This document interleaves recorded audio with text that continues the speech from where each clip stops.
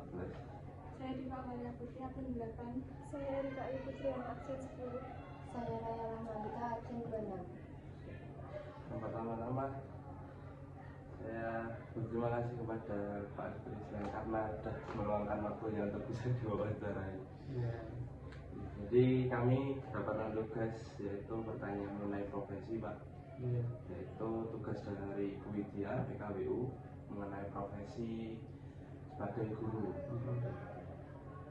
Yang pertama mungkin bisa langsung ke pertanyaan. Pertanyaan pertama, sejak kapan Bapak menjalani profesi sebagai guru? Assalamualaikum warahmatullahi wabarakatuh. Waalaikumsalam warahmatullahi wabarakatuh. Nama saya Sutrisna. Ini kalau ditanya sejak kapan saya menjadi guru, secara resmi memang saya jadi guru di SMA Negeri 1 Pangutapan sejak 1 November 2002. 1 November 2002. Sebelumnya ini saya berprofesi sebagai pegawai kantor biasa gitu. Jadi kemudian saya mutasi atau dialih tugaskan dari kantor untuk menjadi guru karena saya mempunyai yang namanya akta mengajar. Akta mengajar itu semacam SIM, surat izin untuk mengajar itu bagi lulusan dari universitas umum tidak kependidikan itu kalau ingin mengajar harus punya akta mengajar. Kebetulan saya punya akta mengajar. Kemudian saya juga ingin mengajar. Kalau ditanya kenapa kok ingin mengajar, karena latar belakangnya saya lihat pada waktu itu 2002, sebelum 2002 itu guru-guru sosiologi SMA itu bukan berlatar belakang dari sosiologi, ada yang dari sejarah, ada yang dari ekonomi, ada yang dari geografi. Saya melihat itu kemudian merasa terpanggil untuk mengabdikan ilmu saya yang saya perlu di universitas. Kemudian kebetulan saya juga punya akta mengajar, kemudian saya mengajukan diri untuk alih tugas dari pemerintah daerah, kemudian ditugaskan di SMA Negeri 1 Pangutapan ini sampai dengan sekarang. Lanjut ya Pak, pertanyaan kedua, apa alasan yang mendasari Bapak hingga saat ini Bapak menjadi seorang guru? Ya, ternyata menjadi seorang guru itu merupakan profesi yang mulia. Jadi profesi yang mulia. Kalau kita alasannya ya saya ingin amal jariah saya mengalir terus itu. Kalau ditanya alasan secara teologis atau alasan agama, keyakinan saya bahwa ketika orang itu meninggal dunia kan putus amalnya kecuali 3 perkara. 1, anak yang soleh yang mendoakan, kemudian sedekah jariah, terakhir ilmu yang bermanfaat. Nah, guru itu salah satunya kan punya ilmu yang bermanfaat. Insya Allah saya punya keyakinan ketika ilmu itu saya berikan kepada siswa-siswa saya, murid-murid saya, insya Allah amal itu akan terus mengalir sampai dengan yaumul kiamat. Jadi pertama itu. Yang kedua, landasannya karena ingin mengabdikan diri. Tadi saya bilang saya punya background sosiologi murni. Kemudian ada beberapa teman itu yang pada waktu itu bukan sosiologi murni, ada yang sejarah. Kemudian saya terpanggil untuk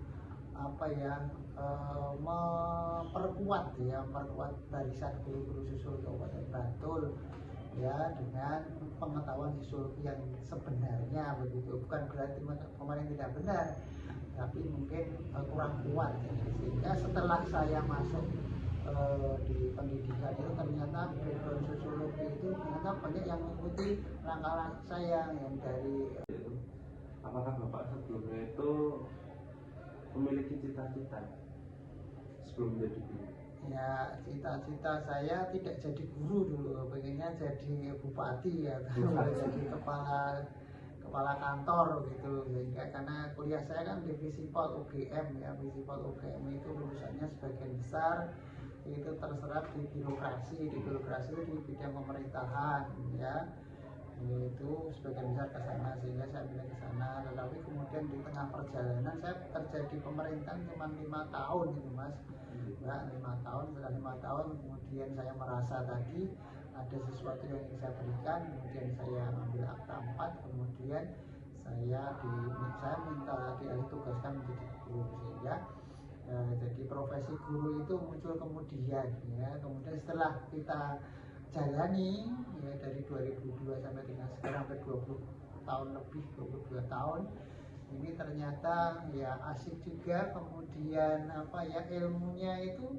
selalu bertambah. Jadi ketika rahasia ilmu itu kalau dibagi tidak berkurang, malah bertambah ya. Ketika saya berbagi dengan kalian itu kan ilmu saya tidak berkurang tapi bertambah, dan saya termotivasi untuk membaca lagi atau belajar lagi tentang sesuatu yang baru, karena ilmu kan berkembang gitu. Jadi tidak dari awal jadi guru ya, di tengah perjalanan aja. Oke.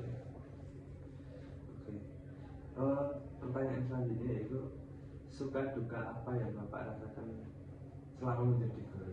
Suka duka, sukanya banyak ya, dukanya tidak banyak ya. Sukanya itu tadi saya bisa berbagi ilmu ya, ketika saya bisa memberi informasi atau mendidik atau memahamkan anak didik itu, kemudian anak didik paham, itu merupakan kebanggaan yang luar biasa. Satu, yang kedua, kemudian mendidik itu kan intinya adalah merubah perilaku. Jadi tidak tahu menjadi tahu, tidak benar menjadi benar, tidak baik menjadi baik. Ketika proses itu kita jalani dengan ikhlas, kemudian setelah lulus ada kabar dari anak didik, Pak saya sudah di sini, saya sudah bekerja ini, itu kebanggaan yang luar biasa, yang itu tidak ternilai itu. Jadi bangganya, senangnya di situ itu. Ketika melihat anak-anak didiknya sukses, menempati strata sosial atau status yang yang tinggi, yang bagus di dalam masyarakat, punya peran yang besar, itu bangga sekali. Dukanya itu nggak ada dukanya sih, cuman ya ketika dalam proses itu ya kita diuji kesabarannya saja. Jadi dukanya ini nggak ada dukanya bagi saya, karena siswa itu kan punya proses masing-masing. Kalau yang cepat ya cepat dong, cepat berubah, cepat baik dan seterusnya. Bagi yang lambat ya mungkin belum letih saja, saya seperti itu. Itu saja. Baik. Pertanyaan yang keenam, bagaimana perasaan Bapak pertama kalinya mengajar siswa-siswi? Perasaan mengajar siswa-siswi, perasaannya saya senang ketemu anak-anak itu, senang. Pada waktu itu kan saya masih muda, kalau pertama kali kan saya masih muda, sehingga ya ibarat teman kan saling bertukar pikiran saja ya. Ketika saya di depan kelas ya alhamdulillahnya itu tidak dilecehkan, tidak dianggap tidak disepelekan gitu. Karena apa? Karena kita mempunyai sesuatu yang baru, sesuatu yang harus kita sampaikan kepada anak-anak didik saya. Walaupun pada waktu itu kan hampir mirip lah usianya begitu, sehingga ya karena kita mempunyai sesuatu yang akan kita berikan, sesuatu yang baru, sesuatu yang baik, dengan cara kita ya anak-anak tetap respect, dan ya deg-degan juga ketika pertama kali malah pendidikan guru itu atau peer teaching itu, ngopo itu pertama kali seperti itu waktu di kuliah. Pertanyaan yang ketujuh, adakah upaya yang harus dipersiapkan Bapak dalam proses mengajar? Jika ada, upaya apa saja yang harus dilakukan? Ya, setiap guru itu sebelum mengajar itu ada upaya-upaya persiapan yang namanya rencana pembelajaran RPP ya. Pembelajaran itu harus dibuat, misalnya pada pertemuan ini saya akan bahas apa ya, kemudian bahannya apa, saya menggunakan media apa, nanti siswa kegiatannya apa, itu dirancang sedemikian rupa. Kadang kalau mau menarik ya harus harus persiapannya harus total begitu, sehingga kita harus membuat alat peraga atau media. Kalau sekarang itu enak, kita dibantu dengan teknologi ya. Kalau zaman awal-awal itu ya harus gambar sendiri, harus menyiapkan karton atau kertas yang digambar dan seterusnya. Kalau sekarang ada media sosial yang bisa kita gunakan. Jadi persiapannya itu mulai dari materinya harus kita kuasai, kemudian sumber-sumber buku harus kita tunjukkan ada, kemudian metode pembelajaran dengan cara apa, apakah diskusi, apakah ceramah, apakah di lapangan dan seterusnya itu harus disiapkan. Kalau di lapangan persiapannya harus detail itu ya. Kemudian dengan cara apa nanti siswa bisa belajar, apakah kelompok, apakah individu, apakah dengan tugas dan seterusnya. Kemudian nanti bagaimana kita melihat keberhasilan siswa, kita harus buat soalnya. Dan soalnya apakah kita acak atau nanti kita tanya satu-satu dan seterusnya. Itu harus mempertimbangkan waktu juga itu ya. Jadi persiapannya memang harus detail gitu. Pertanyaan 8. Apakah ada kemajuan dan perubahan yang signifikan terhadap murid didik selama Bapak mengajar di sekolah? Oh iya, ada perubahan yang signifikan itu yang berarti. Jadi SMA 1 Banguntapan itu ketika saya pertama kali ngajar itu anaknya mohon maaf ya, nakal-nakal, dalam artian itu nakalnya nakal wajar, dalam artian semangat belajar, motivasi belajarnya itu rendah begitu. Nah ini dari tahun ke tahun ini kan SMA Negeri 1 Banguntapan itu mengalami peningkatan dalam hal prestasi. Ini tentu saja didukung oleh bagaimana kesiapan Bapak Ibu mengajar, tidak hanya saya namun Bapak Ibu yang lain. Jadi peningkatan itu kita rasakan dari tahun ke tahun. Buktinya apa? Buktinya ya kalau yang namanya SMA itu kan ukurannya adalah sejauh mana yang diterima di universitas ya. Semakin hari kan semakin banyak. Kemudian kalau dulu namanya ada ujian nasional ya, nilainya kan kalau dulu bisa bertambah terus lulusannya gitu. Kalau sekarang ukurannya adalah nilai UTBK-nya. UTBK-nya nanti akan mengalami kenaikan dari tahun ke tahun. Ini memang membanggakan ya, dengan proses yang tadi direncanakan dengan baik, kemudian siswa juga bisa melaksanakan dengan baik. Ternyata dari tahun ke tahun hasilnya cukup signifikan tadi. Jadi ada cukup berarti ada peningkatan gitu. Ya. Pertanyaan 9. Apakah ada mimpi Bapak yang belum tercapai selain menjadi guru?